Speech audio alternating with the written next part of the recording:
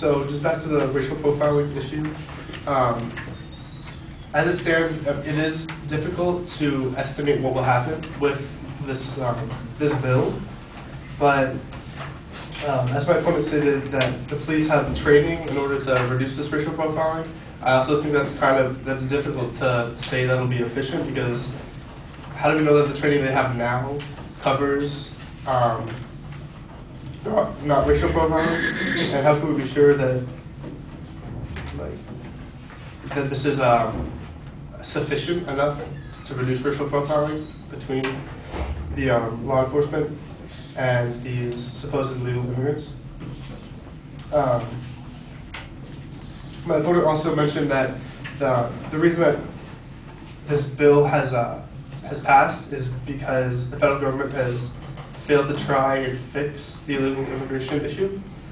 However, I have sources from the New York Times which say that the Obama administration recently undertook audits of employee paperwork at hundreds of businesses, expanded a program to verify worker immigration status that's been widely criticized as flawed, bolstered a program of cooperation between federal and local law enforcement agencies, and rejected proposals for legally binding rules governing conditions in immigration detention centers.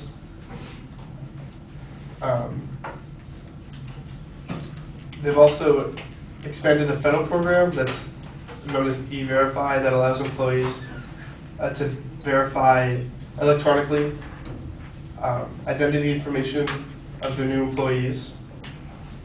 Also, the Bush administration had attempted to pass immigration reform, though they met a lot of resistance to it.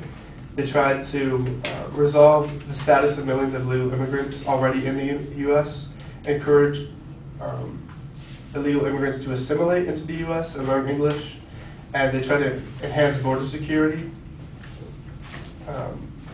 In the same article from the New York Times, they were able to enhance border security through Bush's presidency. The border security funding increased from nearly $5 billion in 2001 to over $10 billion in 2007, and the number of Border Patrol agents also increased from 9,000 to almost 15,000 during the same time span. And the reason a lot of new immigration reform doesn't come about is because of the controversy, as we can see with the specific bill, and it's very difficult to pass legislation. Also, my opponent stated that Arizona is just enforcing what the federal government already has, but what is already federal law.